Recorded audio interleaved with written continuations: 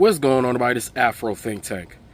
I want to talk about this UFC fighter once again who dared to besmirch my beloved First Lady Michelle Obama, at the White House UFC event, right? Because now he's on his I'm not sorry, I'm sorry apology tour where he has to, F around and find out the consequences of being unprofessional, right?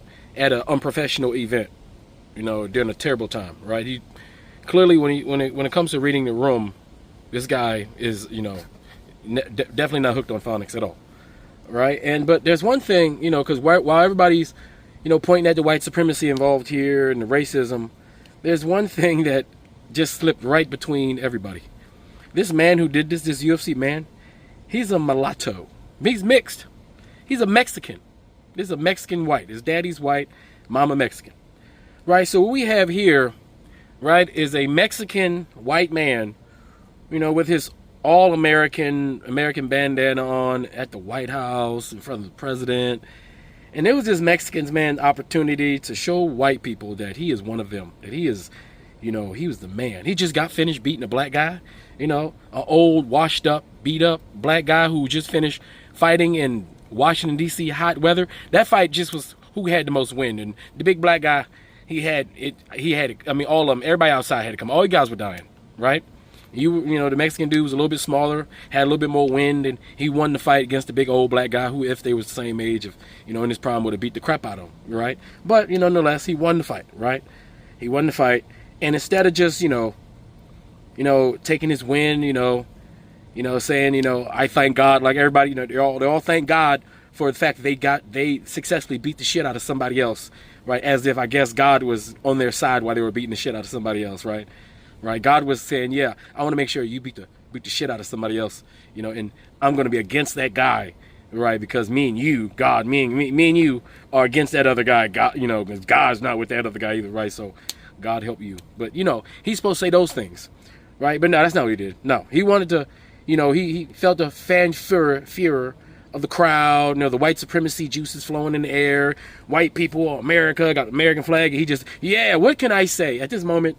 What to me as a Mexican white man, as a Mexican who's never been accepted by white people in his entire life, we know that, right? But clearly strive to be as close to whiteness and be approved and get validated by the white people, at the White House with Trump and everything. He's finally made it to the peak, the top of acceptance. The white people are cheering for him as he beat the big, huge black guy at the White House in front of the white supremacists. Let me just say this one thing. We put the cherry on the goddamn top of the ice cream and say, Michelle Obama is a man, yes, and you all agree with me, right? And of course, we heard the crowd. We know some of them, they agree. But let me tell you what it is when a man like that says that. You see, those type of men like little girls. They don't know what a woman is. A real woman, because they're attracted to little girls, adolescents. They're attracted to undeveloped female Homo sapiens. So when they see a grown, thick, strong, solid, all-you-can-eat buffet black woman, that's too much for them. That's that whole adulting woman thing. That's too much feminine power for them. That's too much. They like them with crayons. They like them with a 124 pack of crayons. They like them with school paper. They like them when they're using number 8 pencils, not even number 2, number 8. They like them using the big erasers, like that. That's how they like them, right? They like to buy them easy bake ovens, right? That's what they like. They like to buy them dolls and take them to go see SpongeBob SquarePants.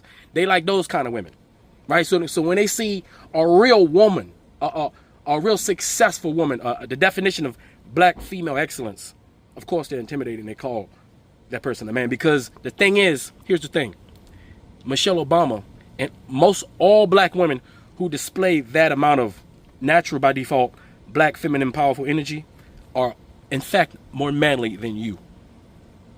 They are. That's how weak these white men and these Mexican men who like to beat on their Mexican women a lot, because they do. They like to put their hands on their women. They're little kid women. They're little children. They don't want one that can throw down too. Because see, our black women can throw down. That's the thing about it. Our black women are intimidating to these men who don't have the masculine energy or power to stand next to one without being intimidated. We know that. These people are so intimidated by the feminine energy and power our black women display, and they can't stand the fact that it puts a battery in the back of all other women. Because all other women admire and want to be just like that. They hate that. They hate the fact that we're coming into an era where they can't just dominate like barbarian savages, these women. They hate the fact they got to earn a woman. They can't just be given a woman. They hate that shit. And they're having a hard time. Because that means that they got to get a woman based off their own charisma, based off their own swag, based off their own accomplishments, not given to them because they can just go snatch up a goddamn, a child every now and then, you know what I'm saying? Because that child's daddy don't respect their daughter anyway, so they would just pass him along. They ain't shit. Them days are over. Right? So anyway, you guys tell me what you think about this in the comment section. It's Afro Think Tank. Remember something, teach something. I'm out. You drop the Michelle Obama line, and I'm sitting there thinking like, why? Why did we have to go there? You're not going to fight with Michelle Obama. This is not a fight. This is not a planting of a seed like Alex Pratt. I thought I was giving her a compliment.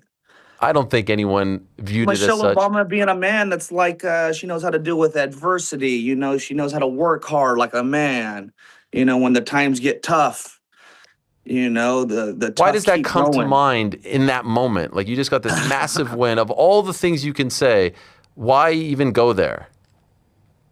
I thought it was a perfect opportunity to, you know, show the world how great this country is with the freedom of speech. You know, you go somewhere and you say something like that and you die, you know. And I'm not suicidal, by the way.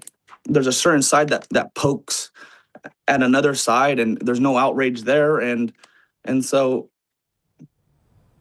I thought it was a perfect time to take a jab. Do you regret saying it? Oh, never. That's one thing about my career. I'm never gonna, man, I think I was watching a Cejudo video, and he was like, that's one thing I regret is like all the stuff I did. Or you hear people backtrack, even the Strickland post-fight speech where he was like, I'm trying to sell the fight, and I don't mean the things I say. I mean, you'll never hear me backtrack from what I say. When you say you're Mexican but you're white, Mexican, understood. Well, what percentage of white and Mexican are you? I mean, I just consider myself white racially. My dad was white American. My mom was just like Mexican, like mestiza. Mestizas are like half white. If you have a kid with a white man, that's gonna make a white baby. It's like the cool thing about Mexican not being like a race. I could be however much Mexican I want to be. There you So I mixed my race, right? I mixed my race with Mexican, full-blooded Mexican, and I'm like a Cherokee white person, American mutt. And then I was telling my son, the white race is getting bred out of America. Like all of us white race, we are dying. I was telling my son, because he's half Mexican, as you can see, it's got a filter. Let me take the filter off you. I want you looking query. Anyways, I was telling my son how, like drag queeny. No. I was telling my son how I was mixing out my race because I mixed with his dad, who is Mexican, and like the white race is going away. And I don't know if you guys heard that before. And he was like, I was telling him like the white race is going to be gone before you know it, because all of American is so many different races now. We are not like all white people no more. I think that's why the white man in the government's getting scared. They're scared. Anyways. We had black presidents before. Why would they be scared? I don't know. And my son was saying, look, he's taking off with my grandson, so you could barely see him right there in the back. He was like, I literally pretty much bred out the Mexican with my son. He's 75% white. And I was just like, got me thinking, I got 6 kids. If half of them got with white people, which, I mean, they're all mixed up white people anyway, in America. I don't think there is purebred. What is a purebred white person? Because I'm a mutt. I'm a mixed with Indian and all the things. If half of my kids, my 6 kids, got with white people, he'd be breeding out the Mexican. But if half of my kids got with Mexicans, they would be breeding out the white. I don't know why I was thinking about that, because he was just mentioning it. It's kind of funny. And it's my first grandkid. And I was watching some damn documentary on here talking about how the white race is going to be gone. And I was like, oh no, what did I do? No, I love my babies. I love my mixed babies. But it's going to be interesting to see what my mixed grandbabies are going to be like. Do you guys think the white race is dying? Or are people tripping? I do think that's something that people forget. Mexicans are not white. Mexicans are not United States white. Mexicans have never been United States white. Now, socially, historically, groups that are now considered white, Italians, Irish, blah, blah, blah, the term whiteness was expanded to include them. That didn't happen with Mexicans. Mexicans had to legally fight to be declared white to avoid the Juan Crow laws. Not the Jim Crow. We had our specific own Juan Crow laws, which does not get taught in school enough, apparently, because a lot of people don't know about it.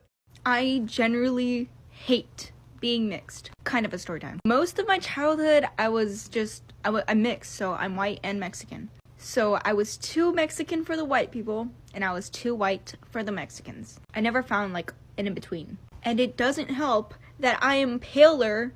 Why is it that my arms are paler than my face? I don't get that. But, like, still, I'm paler than I want to be.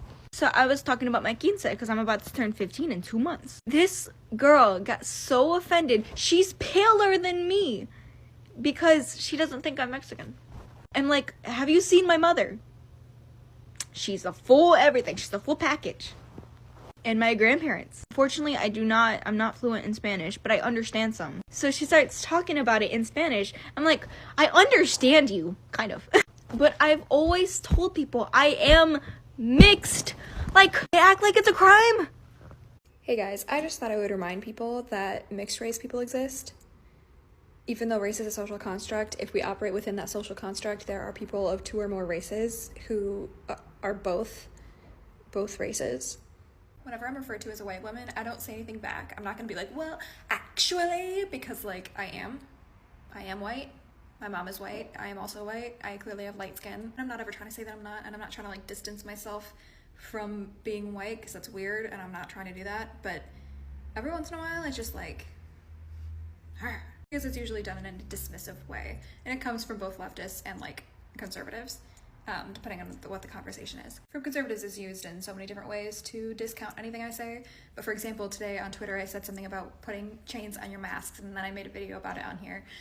And somebody on Twitter was like, leave it to white women to bring capitalism to the conversation about protecting yourself. And I had some thoughts about that, but that's not the point of this video. But people who have parents of different races are like never enough for either side.